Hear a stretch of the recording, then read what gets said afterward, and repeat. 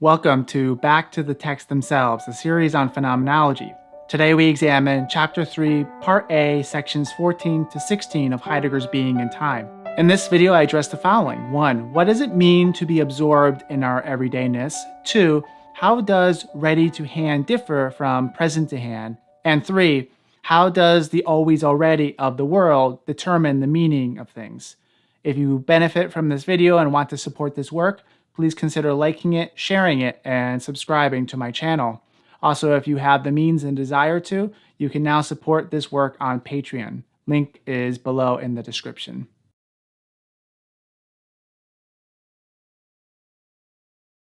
Every day, I'm surrounded by equipment, lights, microphone, camera, computer. Each has a particular purpose, of that for which they are, and their individual purposes, the microphone recording my voice and the camera's recording of my image, serve a collective purpose of creating the video you are now seeing. And this video is for the purpose of together deepening our understanding of Heidegger's thought. Everything I use in this context becomes meaningful and understood only in terms of this purpose. As for the equipment, I have only a superficial grasp of how they work. Fortunately, I don't need to know. So long as they function, that they do their job, I need not think much about them at all. The situation just described, Heidegger claims, is a fundamental mode of relating to my world.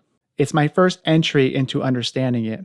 Consequently, the scientific or metaphysical attitude that prioritizes objectivity and disengaged reason is a misguided one. For even when the task of scientific inquiry is legitimately deployed, it's never done in a vacuum, never done without presumptions, pre-understandings, without a world of meaning that underlies its activities. I'm always already in a world of meaningful activity from which I approach things, whether as tools for use or objects of scientific and theoretical inquiry. To arrive at the meaning of being requires beginning with an examination of Dasein's everyday dealings and taking care of those things nearest to us. That last sentence mentioned several important key terms that should be unpacked. First, Dasein's everydayness or everyday averageness is a way of being that is nearest to us and yet repeatedly skipped over. Just as I might drive to my office in such a manner that I can barely recall doing it later that day. There's a kind of habituating to our lives. In this everydayness, Dasein has dealings in its surrounding world whereby it interacts with the beings within that world.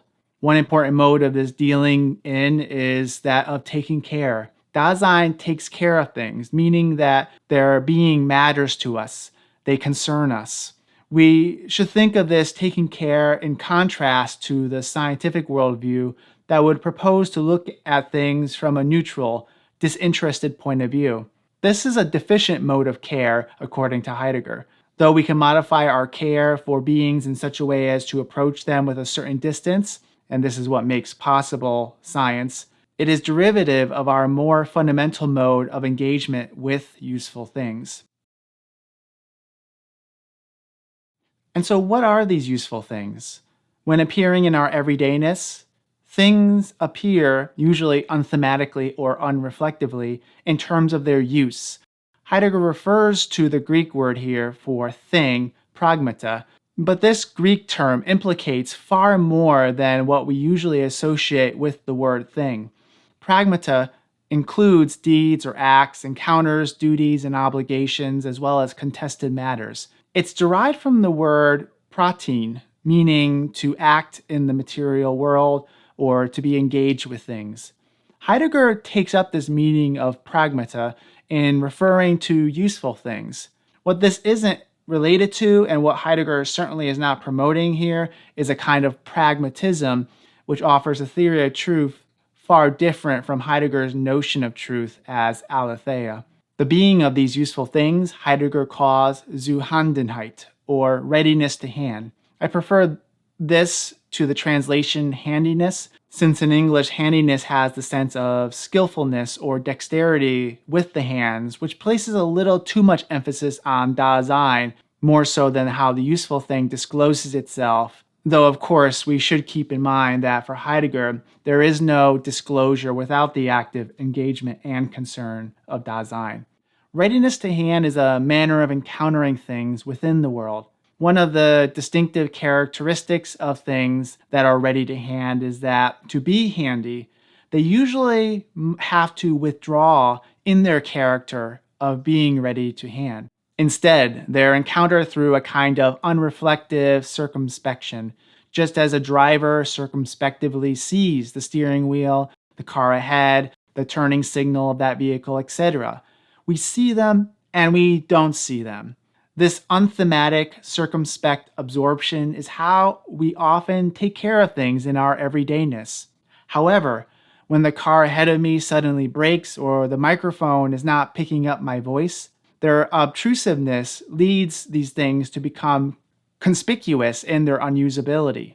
On these occasions, useful things shift from the mode of being ready to hand to being present to hand, sometimes translated as objective presence. In becoming objectively present, the unusable thing can now be examined to determine what went wrong, whether it can be repaired, etc. This relation to things as present to hand, then, is derivative of the more primordial relation to things as ready to hand. Their unusability is intelligible only because of that primordial relation to the thing in its usability. Sometimes things present at hand arrive as not merely obtrusive, like the broken microphone, but are instead obstinate. Obstinacy is when something discloses itself as unhandy, but not due to some missing element, something broken. Rather, like a tree fallen on a path, it gets in the way of taking care of things. It's something that doesn't belong there.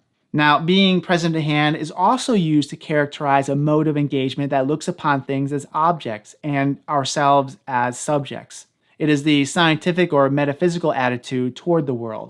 Though the obtrusive tool, obstinate thing, and the scientific object are all considered to be a kind of present to hand, they differ in the degree of disengagement.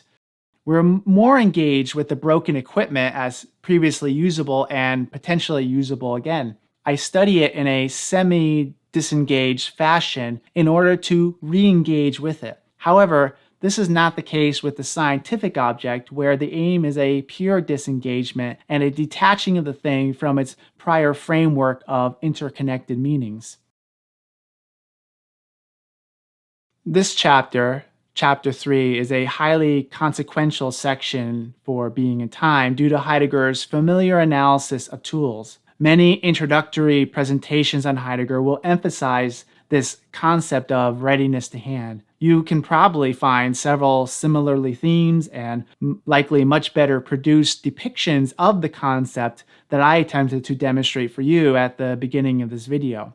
However, this emphasis on Heidegger's analysis of readiness to hand can be misleading if that's as far as one goes. This is always the danger of reading Heidegger. He's so adept in his descriptions that one can easily lose sight of the larger objective such descriptions are aiming at. Despite Heidegger's memorable analysis here, readiness to hand is not even the central concept of this chapter, but is rather an instance of something even more fundamental. What makes the camera, the light, the microphone, and even the wider activity of producing videos meaningful is the always already of my existence, the facticity of my being in the world whereby such activities can even make sense. Though readiness to hand is a more fundamental mode of relating to things than that deployed by a theoretical consciousness, our absorption with these innerworldly beings remains at an ontic level if we do not consider the existential determinations of the world,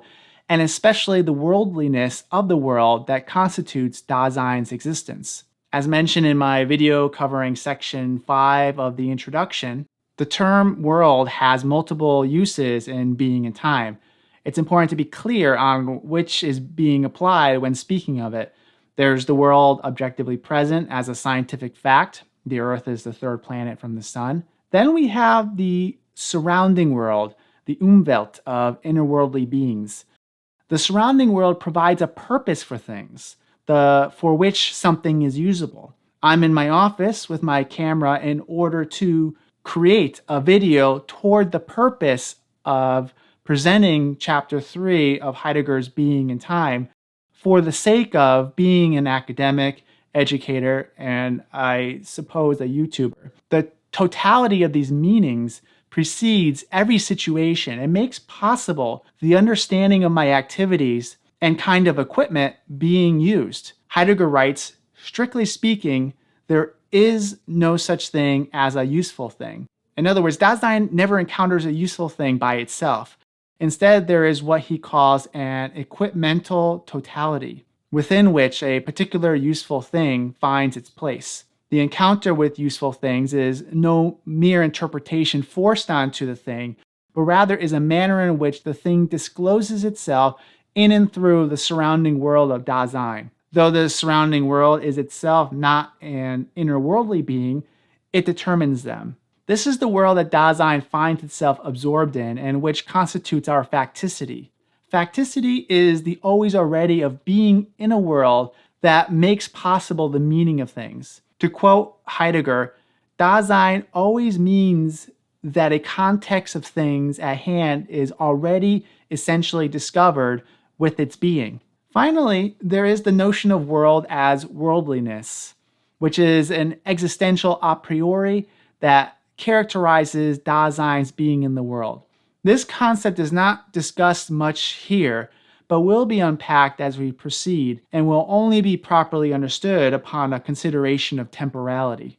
Though worldliness is distinct from the surrounding world, the two are related in a kind of hermeneutical circle in which we come to understand worldliness through what is closest to us, the innerworldly beings of our surrounding world, but we come to ontologically understand our surrounding environment and the innerworldly beings within it from our prior understanding of worldliness. There's much more to say about how meanings are given to things, especially the role language plays here. As such, in the next video, we'll continue our examination of the surrounding environment in addressing the notions of reference, relevance, sign, and significance as they pertain to the meaning of innerworldly beings. I'd like to thank the following for their support on Patreon. If you would like to support on that, the link is below. And as always, thank you for watching. Until next time, be well.